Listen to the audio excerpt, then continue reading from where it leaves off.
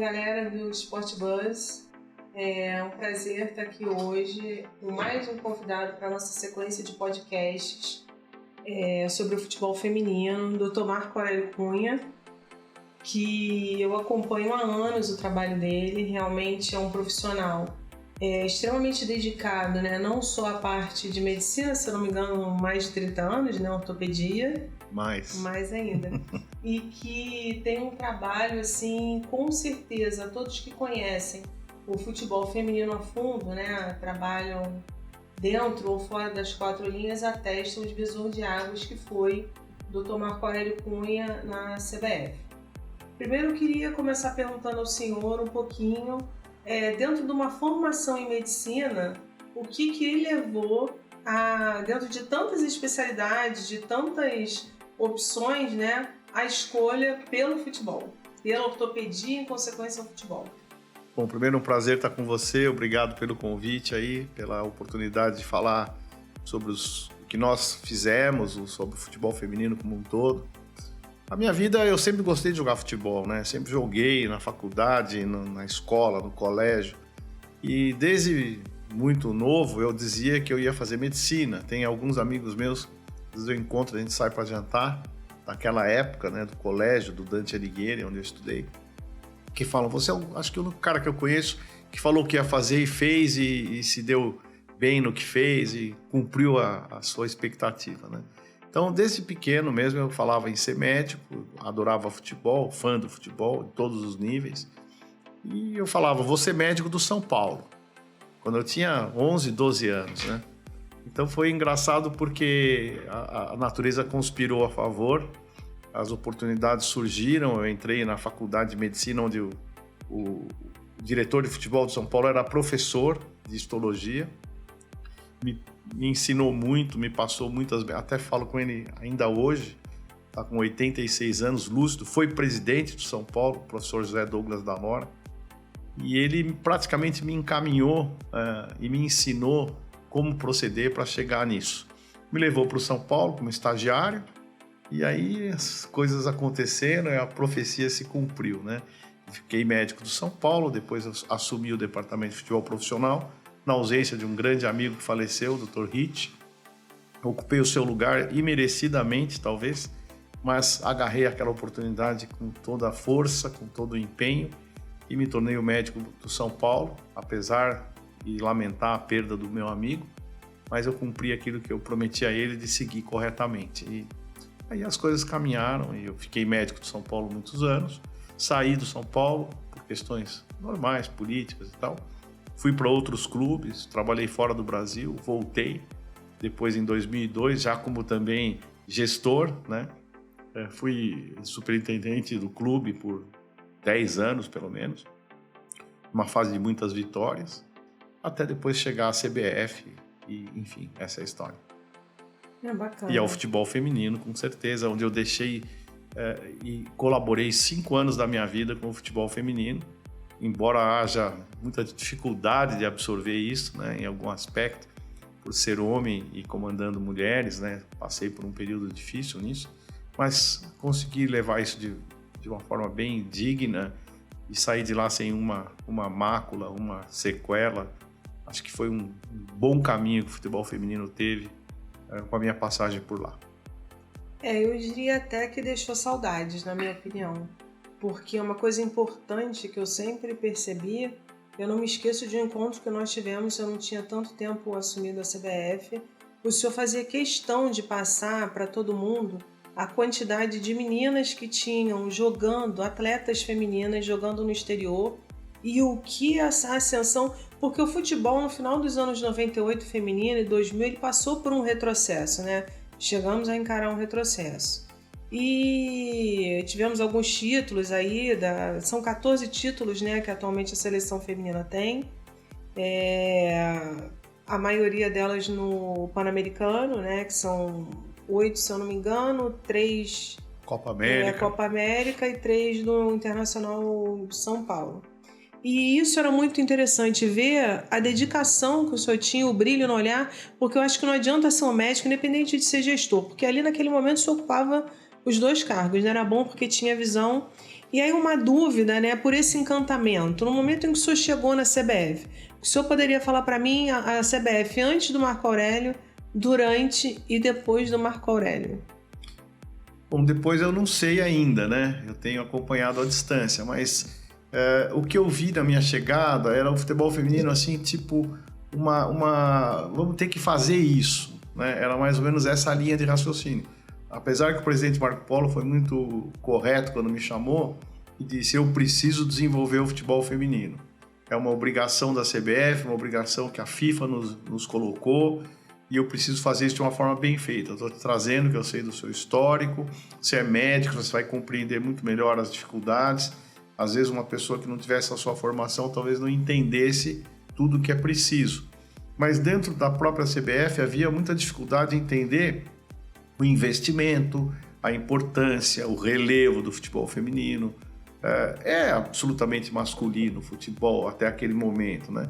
E como é que você encaixava isso? Quando eu vim, trouxe muito respeito ao futebol feminino, porque as pessoas me conheciam do futebol masculino, sabiam a minha trajetória, as coisas que nós conquistamos. Então, acho que passou um momento que falaram: pô, o negócio agora acho que é sério. Para trazer o Marco Aurélio é porque o negócio agora vai ser forte. E acho que esse começo, com muito respeito pela minha figura, pelo passado e tal, trouxe respeito ao futebol feminino, que era tido mesmo assim como um apêndice, temos que fazer, não tem jeito. E aí não, eu comecei a impor a necessidade, mostrar o futebol feminino para a própria entidade. A própria CBF passou a olhar o futebol feminino com outros olhos com a minha vinda. Pô, esse cara é relevante, vamos ver o que ele está falando. E aí começou a ter, eu diria, respeito, consideração e investimento. Quando eu chegava lá para pedir alguma coisa, o pedido era aceito, porque não, se o Marco está pedindo é porque é preciso. Muitas vezes não, ainda não dá, não pode. Pô, mas como não pode? Aí eu explicava a forma, o momento, a necessidade. Eu me lembro que eu fui acusado, isso foi a coisa mais incrível. Quando nós estávamos no Mundial do Canadá, aí as meninas vieram para mim e falaram: esses uniformes não são adequados, são muito grandes, né? Porque era na Copa não, mas era um pouco o refúgio do masculino que usava e tal. Pô, esse uniforme é grande, não fica bem e tal. E aí eu coloquei uma entrevista um pouco forçada que a moça fez comigo, de fora do Brasil, e eu dizendo: as meninas precisam de ter uniformes próprios para elas, mais ajustados ao corpo feminino, com mais estética e tal. Óbvio. Sabe o que ela disse? Que eu estava querendo glamorizar o futebol feminino, que eu queria sexualizar o futebol feminino, que agora as bonitinhas iam jogar e as feias, ou as outras, entre aspas, não jogariam, que eu tinha escolhas. Um negócio assim absurdo, brutal, que o falecido Boechat, me lembro, que eu nunca tive a oportunidade de conversar com ele, lamento muito não ter tido, desceu a lei em mim naquele programa que ele fazia de manhã, sem que eu tivesse a menor culpa daquilo. Aquilo foi colocado e foi repercutido, porque ela era de uma agência internacional, não lembro agora qual, Reuters, não lembro, e colocou uma entrevista minha toda manipulada, distorcida, e sendo que era o pedido das meninas. E depois vieram os uniformes maravilhosos que jogamos, o PAN, aquele uniforme lindo que foi criado, com detalhes, enfim, não é nem feminilizar nem masculinizar, mas é adequar, né, ao modelo, anatomia, estética, e elas ficaram super felizes com o uniforme. Aquele uniforme azul degradê, até hoje eu tenho guardado uma camisa lá ou duas, todo mundo acha lindo aquele uniforme, e não tinha para vender, porque essa aí era outra briga que a Nike fazia, restrito e tal, porque o lojista tem medo de comprar um monte de coisa e ficar encalhado. Então, tinha que ter demanda. E, mas vamos falar com a loja. Até isso eu fazia, tentar colocar nas lojas para a gente aumentar a produção, mas tem que pedir 6 meses antes, 1 ano antes. Então, nossa, foram muitas dificuldades para chegar nesse ponto que chegou hoje. Vender que era possível, né? Vender que tinha mercado. E eu fazia isso diariamente, com as meninas junto e tal. Então, essa entrevista que foi repercutida de forma horrível, né? Quando nada disso era verdade. Ela quis colocar esse tema para tentar me desclassificar, né? Porque eu estava chegando, né? Mas felizmente ultrapassamos por todas essas barreiras, por todos essas coisas para você, essas cascas de banana, né? Felizmente eu tenho um raciocínio bom, assim, rápido, e eu percebi, eu falei, mas por que você está me perguntando essas coisas? Então, isso não é o tema, né? E a insistência naquilo era o tempo todo. Então eu tive tanto dificuldade interna dentro da CBF para impor o que era necessário fazer, e graças a Deus isso foi muito bem aceito com o tempo, e também tirar da frente as barreiras que queriam induzir palavras ou atitudes que nunca, em nenhum momento, eu deixei de defender as meninas e o futebol feminino. Porque se a gente parar para pensar, exatamente como o senhor falou, o futebol feminino ele era encarado como ponta, né? Então entra uma pessoa com notoriedade no assunto, com respeito, né? Com uma conduta ilibada, e passa a fazer um trabalho, eu imagino como a nível até de departamentos a CBF estava por dentro. Então, ou seja, poxa, por que o Marco Aurélio está chegando? Por que ele não uma mulher? Porque eu acho que as pessoas entendem é o seguinte, fomentar o futebol feminino não quer dizer que você tenha 100% de mulheres Sim. nos cargos, né? Isso não existe. O que importa são as consciências, que é o caso, anatomicamente falando, você vai comprar uma calça para homem, a calça é diferente, tanto é que as lojas que são de multimarcas, ela tem o departamento feminino e tem o departamento masculino. E aí, ou seja, internamente falando, a CBF, a nível do departamento médico, que eu também posso lhe perguntar pela sua formação, ela estava preparada para isso? Porque a gente tem, né, inúmeras diferenças entre o que a gente pode cobrar do homem, as interferências até hormonais, falando assim, na mulher, isso já estava bem definido, determinado, porque eu vejo hoje, atualmente em clubes, que continuam ainda com um departamento médico único e não levam em conta essas diferenças fisiológicas, como é o caso da anatomia da mulher nos uniformes. Isso foi felizmente, lá havia um médico que eu conheci lá, não fui eu que trouxe, Dr. Neme Sabe Júnior, né? O Neme já estava lá há alguns anos e como absolutamente colaborador, ele nunca foi funcionário, recebia quase nada em diárias, que era muito pouco que se pagava e tal. E eu percebi nele uma identidade muito grande com o futebol feminino, até tem um trabalho recente científico que ele está publicando sobre isso, gente extremamente interessado. E eu o coloquei como coordenador médico da seleção feminina. Praticamente ele foi em quase todos os eventos. Agora, o médico ele não é contratado, ele vai por empreitada, vamos chamar assim. Tem que abandonar consultório, família, para ficar um mês treinando. Então a gente criou umas equipes que podiam acompanhar e o Neme sempre esteve ali, apoiado e assessorado por mais alguns médicos e médicas, a própria Flávia. É uma moça muito boa, tem outras 2 ou 3 que também colaboravam, que a gente queria colocar mulheres médicas também, e deu muito certo. A dificuldade do futebol feminino é nos clubes, porque não adianta, a CBF, eu falo isso, muitas vezes eu ouvia críticas à preparação física das meninas totalmente injustas, mas vai explicar, é difícil explicar. Porque o preparo físico masculina e feminina da seleção brasileira tem que ser feito nos clubes. Você não vai pegar o sujeito que está jogando lá no Chelsea, está jogando no Manchester United, pegar o Casemiro e ele vai ficar em 15 dias, nós vamos preparar o Casemiro. É o que ele trouxe de bagagem. Você vai pegar a Marta do Orlando, é o que ela trouxe de bagagem. A gente aprimora. O que tem que fazer é entrar em contato com os clubes e estar sempre monitorando. Isso a gente faz, o masculino faz, o feminino fez, espero que esteja fazendo, saber como está o desempenho das meninas. As lesões são diferentes, o organismo é outro, o hormonal, a biomecânica é outra, o eixo do quadril e joelho é outro. Isso propicia mais lesões do ligamento cruzado anterior nas mulheres estatisticamente do que nos homens. Potência muscular é proporcional, mas é menor. Então tem muita coisa que você tem que estar atento para evitar trazer lesões para as meninas, especialmente quando você treina em alta intensidade. Uma coisa é você fazer joguinho, aquele futebol feminino amador, que faz, torce o tornozelo uma vez e tal, mas não está jogando em nível competitivo, brutal, como será jogar contra uma Austrália, uma Inglaterra, Estados Unidos, França. É limite máximo. E por incrível que pareça, aquele jogo nosso na Copa da França, que perdemos na prorrogação e quase ganhamos ali com a Debinha, chutou uma bola, a zagueira tirou em cima da linha.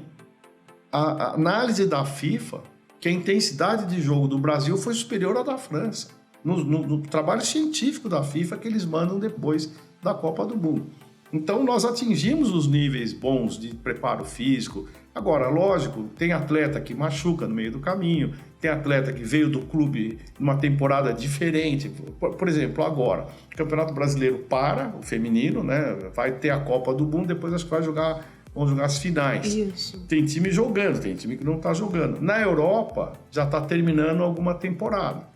Nos Estados Unidos, mais ou menos. Então, você nunca pega as atletas em igualdade de condição física por conta de jogarem em lugares distintos. Mesmo no masculino é assim.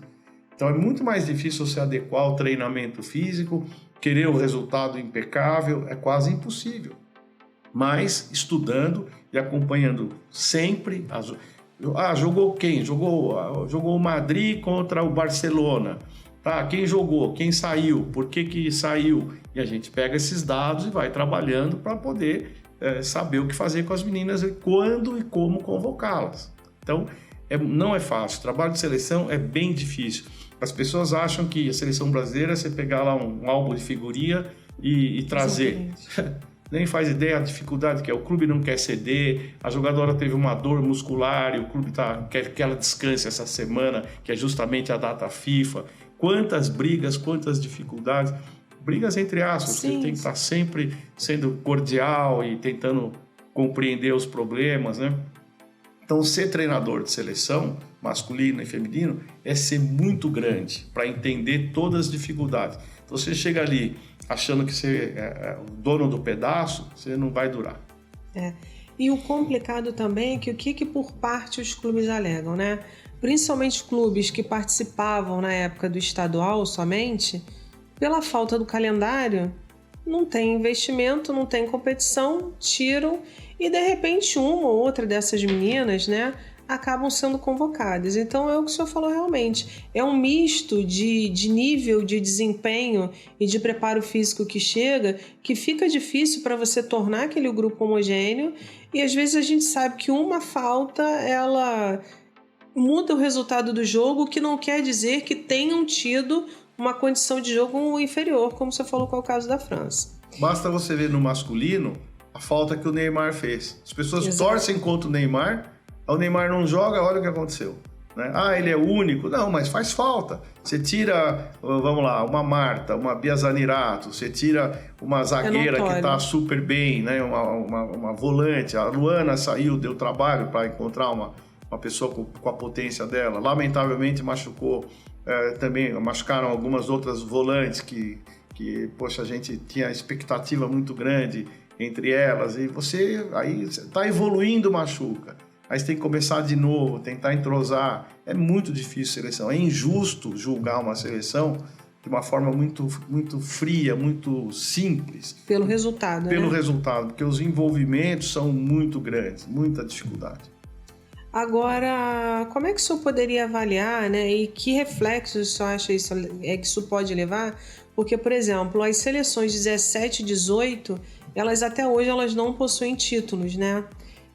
Na minha visão, né, como gestora, eu acho que isso ainda é uma falta de fomento, tanto das escolas regulares, quanto dos projetos sociais.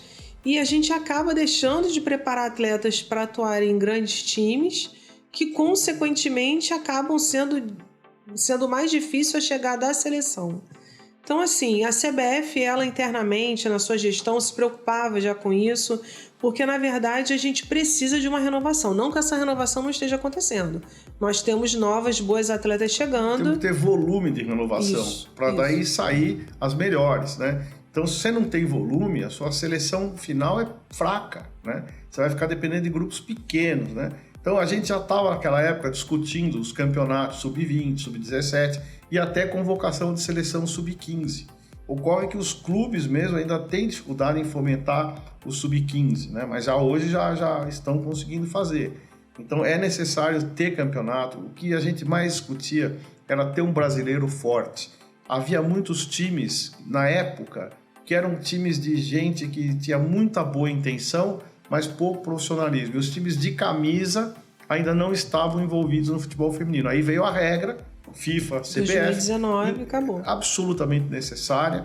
Eu me lembro que eu discuti com o presidente de clube que falava assim, mas eu não tenho dinheiro. Eu falei, manda um treinador embora a menos por ano, que você vai pagar o ano inteiro do futebol feminino. Ele parou para refletir e falou, por esse lado você tem razão. Contrata um jogador errado a menos, você vai pagar todo o futebol feminino. Então, foi difícil conscientizar os dirigentes, pouco a pouco, a entender que não era impossível, que também havia má vontade. É muito fácil, não tenho dinheiro. Mas, em compensação, você compra um cara lá, paga uma fortuna e manda embora 2 meses depois. Exato. Fica com a indenização de contrato. Então, é só programar um pouco, deixar a verba necessária que você consegue. E fazer a estruturação das categorias de base, né?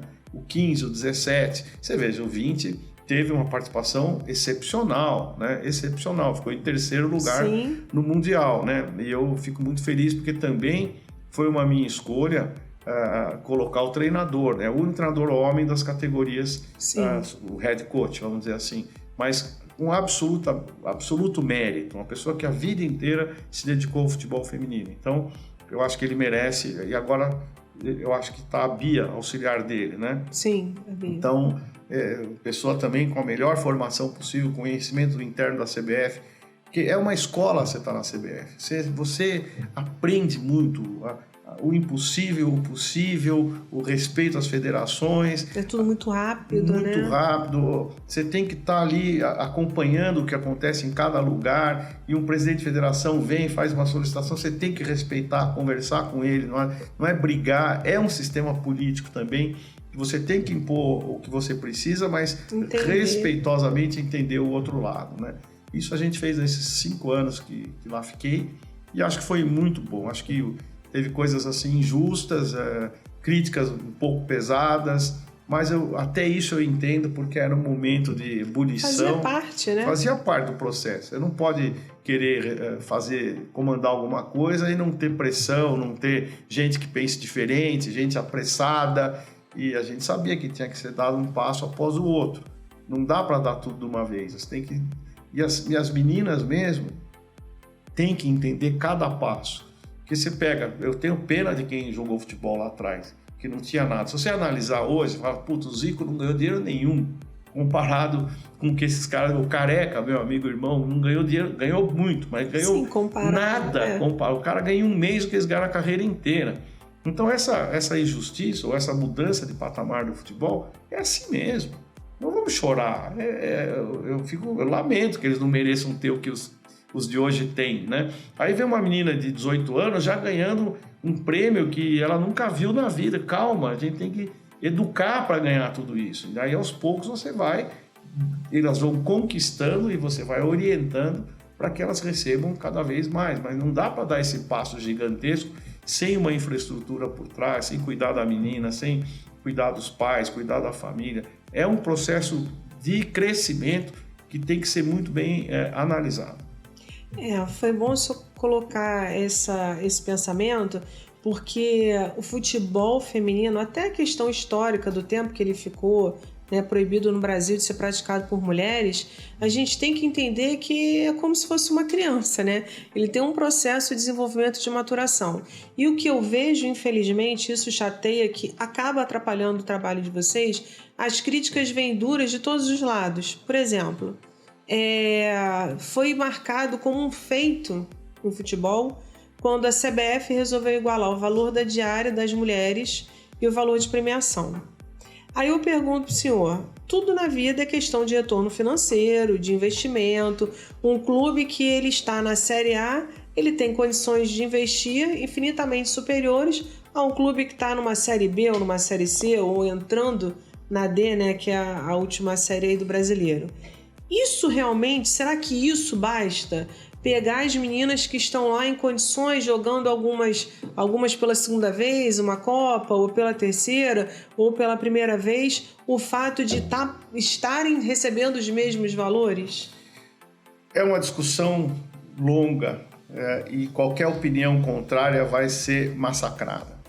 Acho que tudo é crescimento. tudo é crescimento. Eu acho que são unidades de negócio diferentes. Então, o que o futebol masculino, por toda a sua história, arrecada, recebe, é por conta de tudo que já realizou. Não dá para igualar essa história com a história recente do futebol feminino. Acho que as condições de trabalho têm que ser as mesmas. Sim. E isso nós demos. Eu me lembro que uma vez uma repórter foi lá para ver o treinamento da seleção feminina pré-Copa, na Granja. Chegou lá, estava treinando a seleção sub-20 masculina. Ela me perguntou, onde eles estão treinando? Eu falei, no campo 2. E onde está treinando a feminina? No campo 1. Onde eles estão concentrados? No hotel. E as meninas? Na Granja. Então já havia lá perguntas para ver se havia... Não havia. Foto das meninas em todos os lugares. Todo o tratamento dado à seleção feminina principal e base é igual à da masculina. A questão financeira, eu acho que tem que haver um crescimento progressivo. Você perguntar para mim que se as americanas têm que ganhar o que os homens lá ganham no futebol masculino, eu acho. Elas ganharam muito mais que eles. Tem público mais do que eles. Tem repercussão maior do que o futebol masculino em algum momento. E aqui, estamos caminhando. Então, tudo ao seu passo. Eu acho que a premiação deve ser relativa à conquista, ao preço que a FIFA paga. A FIFA pode pagar a mesma coisa que paga para homens e mulheres? Deveria pagar, a FIFA é rica? Depende. Quanto gera de recurso financeiro uma Copa do Mundo feminino? Gera X. Quanto gera masculina? 10X. Tá, então não vamos dar nem um X para elas, mas também não vamos dar 10X, vamos dar 5X. Para que elas tenham o mesmo respeito profissional, mas entendam que a unidade de negócios é diferente. Quando atingirem o mesmo nível, a gente vai sempre tentando equilibrar. À medida que vá progredindo, a gente vai melhorando. Aquela história, seu filho passou no colegial tal, você vai dar para ele alguma coisa. Se entrar na faculdade, você dá o computador melhor, ou dá um carro. Mas não dá para dar com ele no ginásio. Então você tem que prosseguir de acordo com as conquistas. Pode parecer uma fala que alguém vai dizer que estou errado e tal, mas eu acho que você vai premiando à medida que as conquistas vão chegando. Meritocracia. Não é por gênero, não é por briga, não é por nada. Como também não tem cabimento uma seleção sub-20 campeã do mundo ganhar o que a seleção masculina campeã. Seria quase isso. A sub-20 ganha o campeonato mundial sub-20, sei lá onde. A masculina ganha o campeonato mundial não sei aonde. O prêmio é igual? Claro que não. Claro que não. Mas não é o mesmo mérito, ganha o mesmo campeonato mundial, não é campeão do mundo igual? Não é. Não é. E não resolve a situação da diferença. Não resolve. O que a gente precisa, como o senhor falou, dar condições de trabalho igualitárias. Isso é que é o principal, esperar o tempo de maturação. A seleção feminina na Copa da França teve a melhor preparação já vista de todas as Copas que a seleção feminina jogou e, se bobear, melhor do que qualquer sub-20 masculina.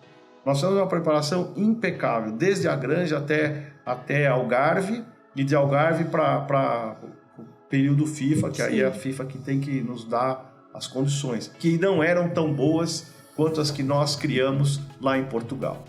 Isso quem testemunhou, jornalistas que foram, mulheres inclusive, testemunharam isso, até escreveram isso. Então, essa parte nunca faltou. Agora, a questão financeira é um grande debate que é filosófico.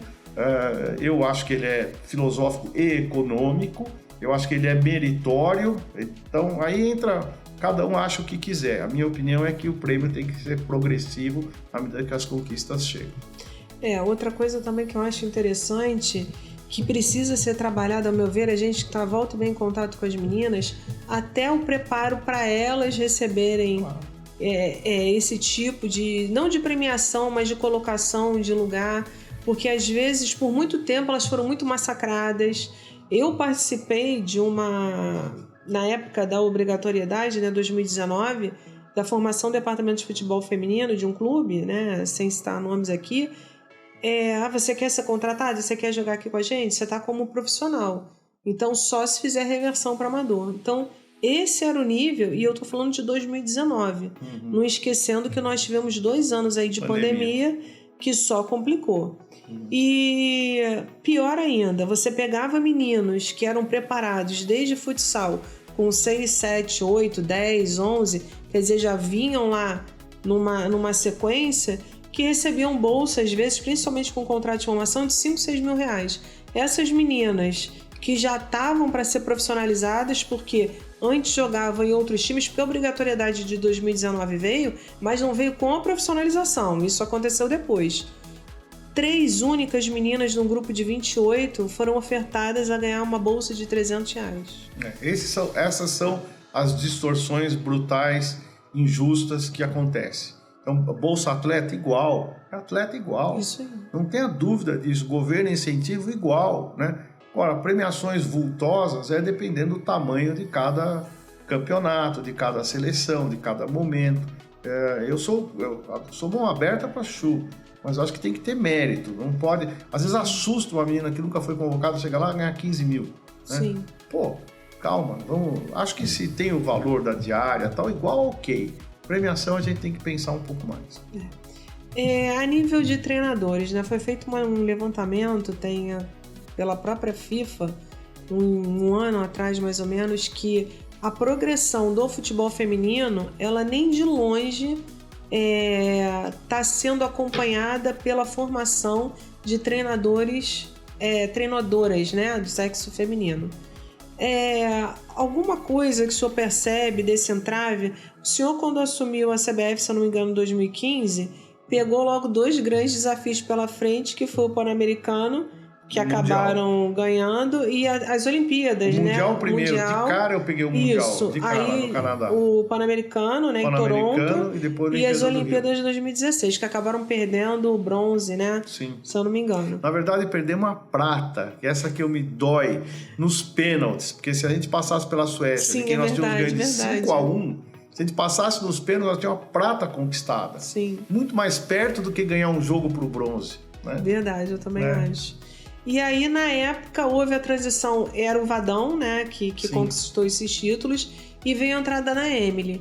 E na época da saída da Emily de volta pro Vadão, teve aquela polêmica toda, porque, como eu falo, a coisa é achar que é futebol feminino, 100% das mulheres têm que estar trabalhando.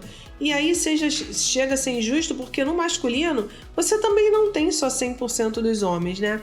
Então, o senhor percebe realmente essa diferença, da mesma forma que falta o fomento nas escolas regulares? E o que está faltando seria a falta do fomento do futebol feminino para a formação de treinadoras de mulheres? Olha, uma vez eu ouvi uma frase que me deixou um pouco assustado, né? O futebol é uma coisa apaixonante. Todo mundo quer estar no futebol. E um dia uma treinadora falou assim para mim: eu quero treinar um time masculino, não vou ficar no feminino a vida inteira. Olha que interessante. Olha que interessante. Eu assustei com aquilo. Sim. Né? Como? Né? Não, eu tenho capacidade de treinar um masculino. Certo, acho que tem mesmo. Mas veja como alguém que é sempre um passo à frente, onde tem mais notoriedade, onde tem mais visibilidade, mais recurso e tudo. Eu acho que todo mundo quer trabalhar no futebol masculino. Todos querem trabalhar no futebol masculino. Obviamente, quem é dedicado ao feminino, como o Jonas, como o Elias, esses caras têm carreira no feminino, eles querem continuar no feminino. Mas muita gente, às vezes, entra no feminino para estar no futebol, para daí dar o salto para o masculino. Então, também, vamos lá, tem gente que não quer ficar no feminino. Se tiver uma oportunidade no masculino, sai correndo. Aquela história, eu moro no Brasil, mas se me der uma chance de emprego nos Estados Unidos, eu vou correndo. Né? Então, aí a pátria fica para o segundo plano. Né? Então, não é fácil. Agora, eu acho que falta, sim, formação. Inclusive, na época, na CBF, eu pedi muito para a CBF Academy, vamos fazer curso para o futebol feminino. Você acha que se lembra disso? Sim. Vamos fazer um curso específico. Aí fizeram alguma coisa com o futebol feminino. Tem que dar oportunidade às mulheres que não têm dinheiro para pagar esse curso caro. Tem que fazer uma cota, uma coisa barata, simbólica, para as mulheres fazerem cursos e terem condições de trabalhar com legitimidade, legal inclusive, né? Então, acho que falta um pouco desse fomento de formação, de oportunidade e, obviamente, de que elas permaneçam também no futebol feminino, que elas queiram ficar no futebol feminino. a gente não vê assim, um número muito grande de revelações, né? A gente vê sempre as mesmas. Exatamente. Então precisa, eu sou uma pessoa que, por exemplo, a Formiga estava comigo, fala, Formiga, vai fazer o curso, o Vadão quer você de assistente dela, vamos fazer isso, tá? Não quero jogar. Tá certo, tem todo direito, tá jogando com 42 anos, ou 3, e tá jogando futebol. E o amanhã? Tem que se preparar, porque não adianta só querer ser grande atleta, ter uma visibilidade, um nome muito grande. Em geral, quem é muito grande como atleta tem muita dificuldade de absorver ensinamentos teóricos. Verdade. Porque a facilidade de jogar era tão grande que acredita que não precisa mais nada. E ao mesmo tempo, para você passar a informação, quando você for comandante, você vai passar com a sua cabeça de gênio, de atleta, e você tem que passar como alguém que está fora do campo, que tem que orientar o básico, e não tem paciência para orientar o básico. Pelo amor de Deus, não sabe dar o passe. Mas peraí, não sabe, ensina. Exatamente. Né? Pô, mas eu vou ter que ensinar isso? Vai! Então são fases de amadurecimento, de pós-carreira, que as pessoas têm que ter. Por isso que a jogadora menos glamurosa, ela tem muito mais condição. Você pode prestar atenção, no masculino mesmo. Todo treinador é jogador que foi ruim. Ruim, aspas, né? Não foi genial. Estourou. Isso é.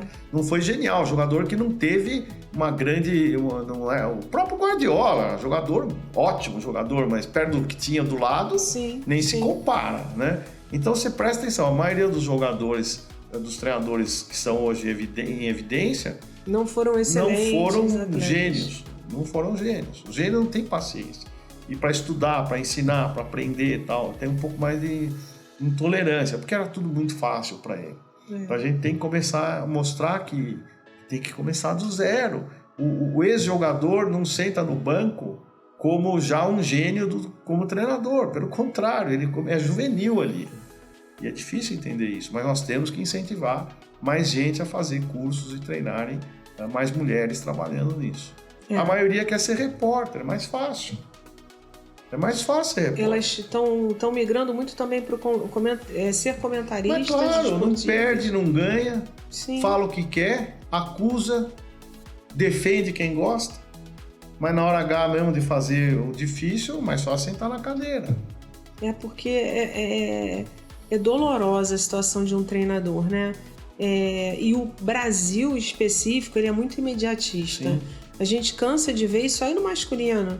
Ganhou 2 jogos, tal, beleza. Aí você tem que analisar, a gente como gestor, né? Há quanto tempo que aquela equipe está formada, quais as condições, como é que o clube financeiramente está, como politicamente também está, porque tem reflexo direto dentro de campo.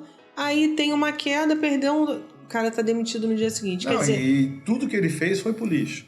Como se nada tivesse. Teve uma história engraçada, foi uma das frases mais inteligentes que eu vi o Vadão falar, que foi assim, teve uma convocação, aquelas no auditório da CBF, ele apresentou e começou o burburinho, né? Por que essa, por que aquela, e fulana, e ciclana, né?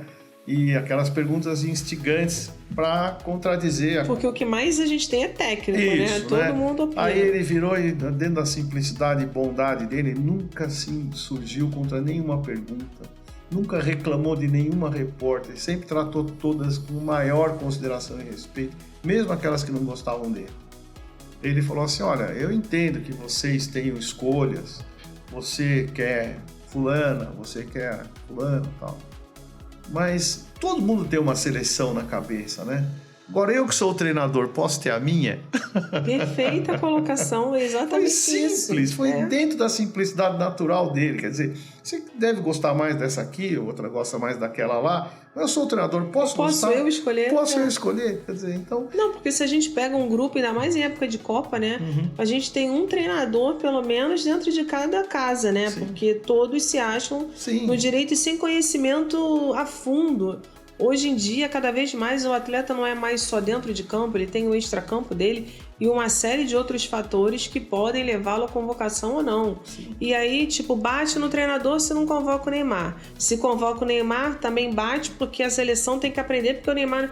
Ou seja, criticar é algo muito fácil. Muito fácil. E outra, né? Hoje estão metrificando o futebol. O que eu chamo de metrificar o futebol?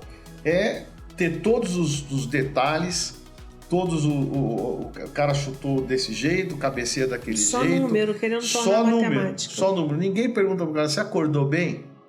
Você como é que tá o teu bem? emocional, né? Como é que tá o teu emocional? Em casa, tá tudo bem? Como é que tá? Tá doendo alguma coisa? Não. Então, o futebol tá planilhado e metrificado, sem que se faça uma pergunta do aspecto individual. Então, como se aquilo fosse uma métrica que não... vamos lá, você está tocando uma orquestra e as notas estão ali, não pode sair da nota. Não é assim futebol. Futebol não é assim. Futebol tem um cara que senta do teu lado e fala, pô, professor, pô, não tô legal. O que houve? Pô, não sei o quê. E aí você sabe por que não colocou o jogador. Se eu puder ficar no banco, entrar, te ajudar 20 minutos, aqueles 20 minutos vai valer a vida dele. Sim. Melhor, fica aqui. A hora que eu precisar de você, eu te chamo. Uhum. Então, ninguém sabe desse outro lado do futebol. Ninguém percebe que o futebol é muito mais do que aqueles botões que eles põem na televisão. Exatamente. Entendeu? Então, é bem diferente. Feito de pessoas, né? Feito de Como pessoas. Todos nós. Tem Exatamente. dias que a gente acorda bem, tem dias que não acorda nem tanto. Agora, como é que foi a deixar a CBF? Isso foi uma atitude pensada? É algo que foi no momento certo? Você teve alguns períodos de afastamento, não teve? Tive só no São Paulo. Quando eu fui em 16, eu fui ajudar o São Paulo por 3, 4 meses. O São Paulo estava numa descendente crítica. E aí o presidente me chamou para ajudar. E eu fui, graças a Deus, as coisas melhoraram, deu tudo certo. E eu voltei em janeiro para a CBF. Eu deixei de setembro a janeiro, foi quando eu voltei. Mas deixar a CBF foi muito doído, porque primeiro que é uma casa, à época, muito agradável de conviver, pessoas muito boas e gente certa no lugar certo. Depois deu o problema do presidente, mas com certeza as pessoas que trabalhavam lá eram muito competentes. E eu entendi, veio a pandemia. E a Olimpíada que eu sonhava aí, eu levei a Pia para o Japão para a gente escolher lugar para ficar, foi excelente o nosso planejamento. E aí veio a pandemia, adiou em 1 ano a Olimpíada, com dificuldade de treinamento, com todas as imposições que a pandemia colocou. E eu cheguei à conclusão que o meu tempo tinha sido dado, 5 anos, né? É o tempo de uma faculdade, é o tempo, né, de um curso grande. E eu falei, olha, eu acho que está na hora, a Pia estava lá, está na hora de alguém diferente de mim comandar, porque vai ser uma Olimpíada no Japão, acho que as nossas chances não são grandes, porque é difícil de qualquer maneira, ainda mais sem esse tempo de trabalho. Uhum. E mais uma vez vão dizer que fui eu que atrapalhei, né? Então eu prefiro, cheguei o Rogério e falei, olha, vamos pôr alguém no meu lugar, eu vou sair e acho que deu o meu tempo aqui. Saí a francesa, sem falar nada, sem ter um problema, né? As meninas todas mandaram mensagem, pô, você não surpreende, você não devia ter feito isso e tal. Acho que é a hora certa, tem um prazo aí para treinar até a Olimpíada, com novas lideranças, novas cabeças e tal. A oxigenação é importante. Mas o que eu fiquei triste foi que quem entrou saiu, depois entrou a Aline e saiu, e agora o cargo está vago. Porque tem uma gerente, não tem? Que é a moça lá da Ferroviária. Como é o nome dela? Me faltou boa, agora. Muito mas, boa. Mas assim, estruturalmente falando, ele tá deficitário, né? O próprio masculino, que nós estamos nessa situação aí. A CBF tá numa fase assim de... Tá meio perdida, turbulenta, ela né? Tá Vamos perdida. dizer assim. Eu acho que o presidente pode melhorar isso. Se ele olhar para os lados e conversar com pessoas que querem o bem do futebol brasileiro, ele pode ter boas sugestões, né? Não é escolher o treinador, não é isso, o treinador da masculina. Então ficar todo mundo esperando, é todo o contexto, desde coordenação do departamento masculino, coordenação do departamento feminino, formação, né? Eu acho que tem muita coisa. Essa derrota da Sub-20 para Israel é penosa, né? Tem derrotas, perdeu para a Espanha, tá bom, normal, alguém é do mesmo nível, né? O Parreira me ensinou uma frase que eu guardo com muito carinho, que é o seguinte: a hierarquia tem que prevalecer. Perfeito. Essa frase é importante. Futebol tem hierarquia, a hierarquia tem que prevalecer. Quando ela é igual, tudo bem. Agora, se tem hierarquia... Uma inversão aí... Inversão de hierarquia não pode acontecer no futebol. Ele falou isso para mim, eu nunca vou esquecer esse ensinamento dele. Então, a gente está num momento que não estão deixando a nossa hierarquia vazar pelo ralo, né? E eu até peço ao presidente que reflita muito e que ouça pessoas que querem o bem da CBF. Eu espero que passe, né, esse momento. Eu acho que toda a transição ela é complicada e eu acho até que começou uma transição bem e agora as coisas estão caminhando e muitas pessoas ficam, e aí, qual o palpite para 2023? O que me preocupa mais, sinceramente falando, é isso. Quando a estrutura ela não está bem organizada, quando você não vê uma estrutura funcionando muito bem, como é que você vai cobrar resultado dentro de campo? Mas hoje o feminino tem tudo que quer. Pelo menos foi assim na Olimpíada. Nesse sentido, sim. Tem tudo que quer. As pessoas que estão lá são escolhidas, a comissão técnica, todas escolhidas pela PIA e sua comissão sueca. As mudanças que houve foram todas dela. O departamento tem autonomia para escolher onde vai treinar, quando vai treinar, com quem vai jogar. Então, eu diria que faz falta ter um olho forte do presidente, de alguém da coordenação, mas eles têm lá muitas coisas que foram conseguidas e que estão no caminho deles. Então, agora, o que mais me preocupa não é nem a estrutura, o que mais me preocupa são as lesões. Nós temos a Ludmilla operada, a Ludmilla é uma excelente válvula de escape ali, pela velocidade, por imposição física e até técnica, que ela melhorou muito. Sim. A Bia Zanerato parece que machucou agora a coxa. Estou preocupado com ela também. Enfim, as lesões que tiram o potencial, a goleira machucou também, voltou. Então, nós temos que tomar muito cuidado. Mas não está 100%, né? Então, a gente tem esses desfalques. A zaga ainda não consigo entender bem quem será a zaga. Acho que a gente tem jogadoras que já foram importantes, que poderão... Zagueira tem hierarquia, tem que ser a que tem mais casca, que já jogou, que não vai sofrer, né? Porque senão põe gente muito jovem, faz um pênalti infantil e tal, como eu já vi acontecer. Então, a gente tem que ter uma estrutura mais sólida. O ataque sempre é bom do Brasil. Agora, o meio-campo e zaga, a gente tem que melhorar. Laterais, inclusive. Tem a Antônia muito boa. Mas vamos tentar ver se a gente consegue montar um time competitivo para passar das quartas, né? Que é o que a gente sempre sonhou, chegar numa semifinal, né? Acho que a fase de grupos está boa, dá para classificar em primeiro ou segundo. Eu também acredito que sim. Aí depende do que acontecer, né? Aí eu falava isso, né? Uma caixinha de surpresa. A gente perdeu, na Copa da França, a gente perde um pênalti contra a Jamaica, se eu não estou errado.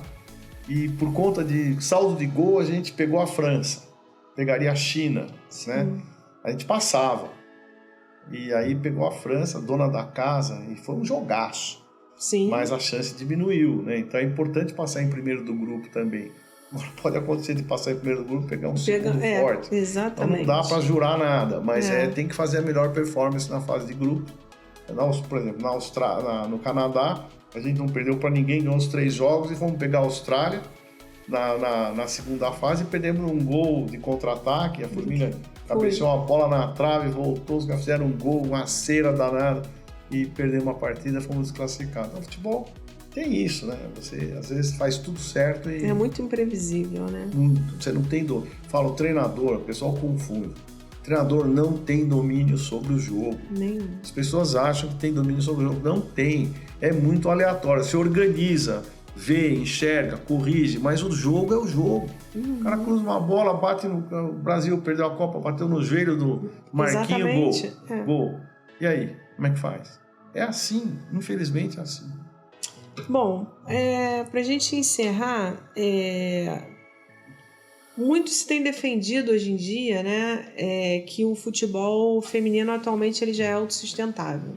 Realmente, antigamente, você não via nem cobrança de ingresso para estágio. Ainda tem não cobrança, ainda que eu acho que é um atraso. Cobra R$1, mas cobra. Exatamente. Mas a gente se deparou com uma situação ainda há pouco de um descaso, eu não diria, mas o desinteresse total para a transmissão, com valores que não estavam satisfazendo a FIFA, enfim. Mas assim, cronologicamente falando, né, seja desde 2015 da sua entrada na CBF, ou a partir de 2019, que eu acho que é um marco mais forte para o futebol do Brasil, o que o senhor vê de progresso, né? O que o senhor viu, o que o senhor acompanhou de progresso? Eles, vamos dizer assim, o que teve de progresso foi alimentou as suas expectativas ou ficou aquém? E o que o senhor ainda acha que precisa ser feito, em linhas gerais? Eu acho que alimentou bastante, porque eu me lembro que eu fui num programa Bola da Vez, que foi alvo da vez, e a Gabriela Moraes me perguntou assim, você fala que o futebol feminino vai muito bem, mas eu não vejo, e falou uma opção de coisa. Eu falei, olha, o que falta pro futebol feminino é vocês. Por que não passa aqui na ESPN o futebol feminino? Você nos cobra o que não nos dá. Então eu não posso ter um produto que não é visto porque vocês, mídia, não frequentam. Nós ganhamos a Copa América de 2018. Tem gente que nem sabe. Foi 18 ou 19? No Chile, com Formiga, Cristiane e Marta, com 7 vitórias. E não passou um gol na televisão. Ninguém fez, não tinha um repórter presente no Chile. E era classificação para a Olimpíada do Japão e Copa do Mundo na França, valia a vaga. E se eu não me engano, foi o Pan-Americano que foi 100% de aproveitamento, não foi? Foi também. Então, mas as pessoas não sabem. O Pan-Americano ainda passou na Record, eu me lembro. Mas a Copa América não passou nem gol, nem link, nada. E essas pessoas cobram o futebol feminino. Acho que por conta do crescimento da figura da mulher na sociedade, as imposições justas e perfeitas que se coloca e tal, houve abertura desse espaço, de todas as minorias, etc. e tal. E o futebol feminino, então, entrou na pauta das transmissões de TV. Eu acho que, além dele se desenvolver melhor, tá mais organizado, nós abrimos o campeonato, que eu estava dizendo, então times de camisa passaram a jogar, então você tem Atlético Mineiro, que não tinha, São Paulo, que estava fora, estava nem na Série B, o Cruzeiro, o Flamengo, substituindo equipes que não tinham repercussão, com nomes quaisquer. E isso deu corpo ao futebol feminino. Disputa por atleta mudando de clube, vendendo jogadora, que nunca aconteceu. Então, acho que esse ambiente positivo traz muita esperança ao futebol feminino. Sim. E um desempenho na Copa bom vai aumentar ainda mais, como sempre, aumenta. Veja a Bia, que foi semifinalista de Roland Garros, o tênis feminino, agora vai, será que vai?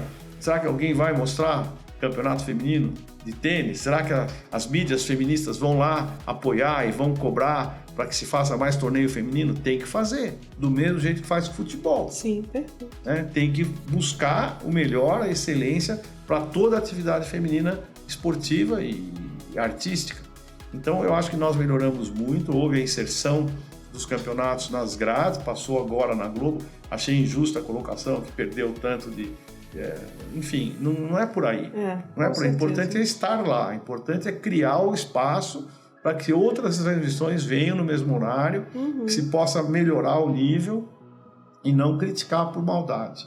Então, eu fiquei muito feliz de ver na grade da Globo, 16 horas, um Campeonato Brasileiro Feminino.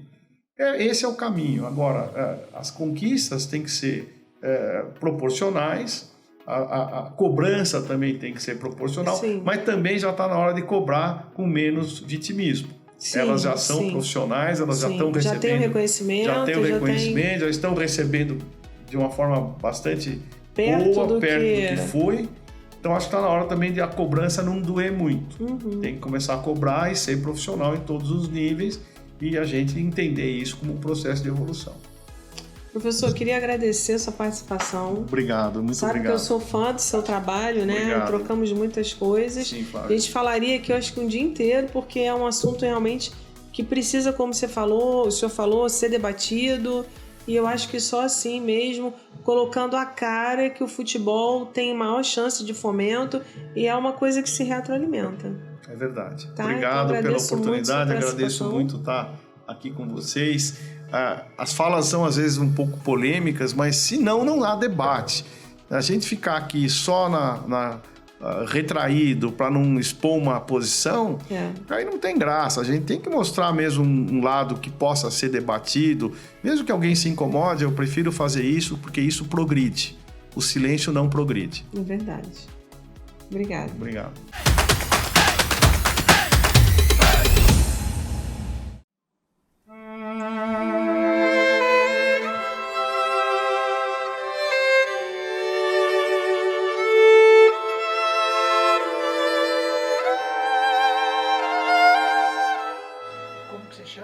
Ana Paula.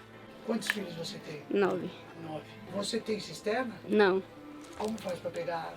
A gente pega o jegue, aí vai até a fonte e pega água.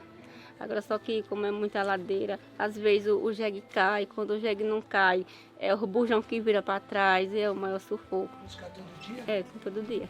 Aí teve um tempo aí que a gente quase que não conseguia pegar água, porque o pessoal, quando vi que tinha muita gente pegando, aí fechava, colocava cadeado. A gente não tinha como pegar.